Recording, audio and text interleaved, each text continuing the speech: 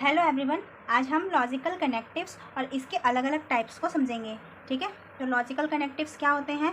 The most statements in mathematics are combination of simpler statement joined by words and phrases like and or if then if and only if these words and phrases are called logical connectives. तो मान लेते हैं कि हम कोई भी mathematics की दो स्टेटमेंट इनमें से किसी एक वर्ड से कनेक्टेड है। वैसे ज़्यादातर स्टेटमेंट्स क्या होती है मैथमेटिक्स की, किसी न किसी ऐसे छोटे छोटे वर्ड से कनेक्टेड होती हैं, जैसे एंड हो गया, और हो गया, if then, if and only if. तो ऐसे छोटे छोटे वर्ड्स से कनेक्टेड होती हैं और इन्हीं छोटे छोटे वर्ड्स को हम कहते हैं लॉजिकल कनेक्टिव्स। ठीक है, तो लॉजिकल कनेक्टिव्स में हमें सबसे पहले डिसजंक्शन के बारे में पढ़ना है। तो डिसजंक्शन क्या होता है? Disjunction of two statements P and Q is the compound statement P और Q डिनोटेड बाय P, इसे वेल बोलते हैं, P वेल Q। ठीक है, तो किसी भी टू स्टेटमेंट्स का डिसजंक्शन किसी भी टू स्टेटमेंट्स का डिसजंक्शन कब होता है? जब मान लीजिए हमारे पास कोई दो स्टेटमेंट है P एंड Q, और P एंड Q कनेक्टेड है एक वर्ड से, जो कि वर्ड है और वर्ड से P and Q sentences connected है। ये जो P Q हैं ये दो मैथमेटिकल सेंटेंस हैं और ये दोनों और वर्ड से कनेक्टेड है। ठीक है, तो जब भी कोई दो स्टेटमेंट और वर्ड से कनेक्टेड होते हैं तो हम उसे क्या बोलते हैं? इसका डिसजंक्शन हो गया, उसके कॉम्बिनेशन को डिसजंक्शन बोलते हैं और उसको हम P वेल Q से शो करते हैं, P वेल Q। ठीक है, तो यहाँ पर एक एग्जाम्पल कंसिडर करते हैं P is a statement in which 2 is greater than 0 और Q एक स्टेटमेंट है जहाँ पर कहा गया है 2 इज ग्रेटर देन 5। ठीक है, तो हम इसका डिसजंक्शन कैसे लिखेंगे? P vel Q such that 2 is greater than 0 और वर्ड से कनेक्ट कर देंगे 2 इज ग्रेटर देन 5। ठीक है, इसे हम ऐसे भी लिख सकते हैं, अगर हम शॉर्टकट में लिखना चाहें 2 इज ग्रेटर देन 0, यहाँ और वर्ड से कनेक्ट कर दें इन दोनों स्टेटमेंट को, 2 इज ग्रेटर देन 5। इसे भी हम P वेल Q से, ये भी हमारा डिसजंक्शन है P और Q स्टेटमेंट्स का। ठीक है, उसके बाद एक नोट है, if even one out of P and Q is true then P vel Q is true, otherwise P vel Q is false. अब कह रहा है कि P और Q में से कोई एक स्टेटमेंट भी ट्रू होगी तो हम P वेल Q को ट्रू ही कंसिडर करेंगे, अदरवाइज फॉल्स कंसिडर करेंगे। मतलब क्या हुआ कि इस P वेल Q को फॉल्स होने के लिए P और Q दोनों ही फॉल्स होने चाहिए। अगर इन दोनों में से कोई भी एक स्टेटमेंट ट्रू है तो P वेल Q ट्रू ही होगा। ठीक है, तो जैसे हम इसमें ही देख लेते हैं, 2 इज़ ग्रेटर देन 0, तो क्या ये स्टेटमेंट ट्रू है? हाँ, ट्रू है। 2 इज़ ग्रेटर देन 5, तो क्या Q स्टेटमेंट ट्रू है? नहीं, ये फॉल्स स्टेटमेंट है। लेकिन क्योंकि P ट्रू स्टेटमेंट है तो P वेल Q भी क्या होगा? यह भी एक ट्रू स्टेटमेंट होगा। ठीक है, ट्रू होगा। और अगर P और Q दोनों ही फॉल्स होंगे तब तो यह फॉल्स होगा ही, P वेल Q फॉल्स होगा। ठीक है, इतना समझ आया?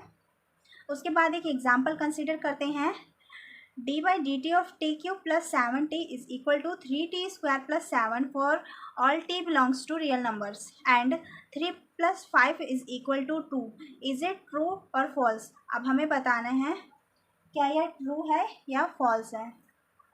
यहाँ कुछ मिस्टेक हो गई है, यहाँ पर is P vel Q is true और फॉल्स ही बताना है। तो सबसे पहले हम क्या करेंगे, हम इस इक्वेशन में P वेल Q फाइंड करते हैं क्या होगा। तो जस्ट हम कंसीडर कर लेते हैं, P से हम इस स्टेटमेंट को डिनोट करेंगे, d by d t of 7t is equal to 3t² plus 7। ठीक है, ये इसे हमने P स्टेटमेंट कंसिडर किए for t belongs to real numbers. उसके बाद हम Q स्टेटमेंट किसे कंसिडर करते हैं, ये हमारा Q स्टेटमेंट है, 3 प्लस 5 इज इक्वल टू 2। तो जैसे कि हमें पता है कि अगर हम इसको डिफ्रेंशिएट करेंगे t³ प्लस 7t को, तो हमारा आंसर क्या आएगा? 3t² plus 7। मतलब कि यह जो P स्टेटमेंट है वह कैसा है? P जो है वह ट्रू स्टेटमेंट है। ठीक है, और जो Q है वह 3 plus 5 is equal to 2। 3 plus 5 तो 8 होता है, यहाँ पर 2 लिखा हुआ है, तो मतलब यह फॉल्स स्टेटमेंट है। तो अगर हम P वेल Q लिखें तो यह कुछ इस तरीके से आएगा, d by d t t³ plus में 7t is equal to 3t² plus 7 for t belongs to real numbers. यहाँ पे इसे और वर्ड से कनेक्ट कर देंगे, और 3 प्लस 5 इज इक्वल टू 2। ठीक है। तो ये हमारा पी वेल क्यू स्टेटमेंट बन गया। अब क्योंकि यहाँ पर ये पी स्टेटमेंट ट्रू है तो पी वेल क्यू भी क्या होगा, ट्रू होगा। ठीक है, तो हम यहाँ लिख देते हैं P well Q is true. अब एक और क्वेश्चन है जिनमें हमें दो स्टेटमेंट्स गिवन है, हमें इसका पी वेल क्यू फाइंड करना है और हमें बताना है कि यह ट्रू होगा या फॉल्स होगा। ठीक है, तो हम पी से इस मैथमेटिकल स्टेटमेंट को शो करते हैं 2 + 3 = 7 और क्यू से हम शो करते हैं 1/5 इज़ लेस देन 1/4। ठीक है, क्यू से हमने इसे शो करा, पी से इसे शो किया। तो अब हम यहाँ पर देख सकते हैं 2 + 3 क्या होता है 5, यहाँ पर = 7 लिखा है, मतलब पी क्या है, फॉल्स स्टेटमेंट है। और क्यू 1/5 इज़ लेस देन 1/4, तो ये 1/5 हमेशा 1/4 से छोटा होता है, तो यहाँ पर ये स्टेटमेंट कैसी है, ट्रू स्टेटमेंट है। तो पी वेल क्यू क्या होगा, P well Q is true. अगर हम इन दोनों को और वर्ड से कनेक्ट करके लिखें तो इसमें क्यू तो ट्रू हो गया, तो पी वेल क्यू भी क्या होगा, ट्रू होगा। ठीक है, देन नेक्स्ट टॉपिक है कंजक्शन।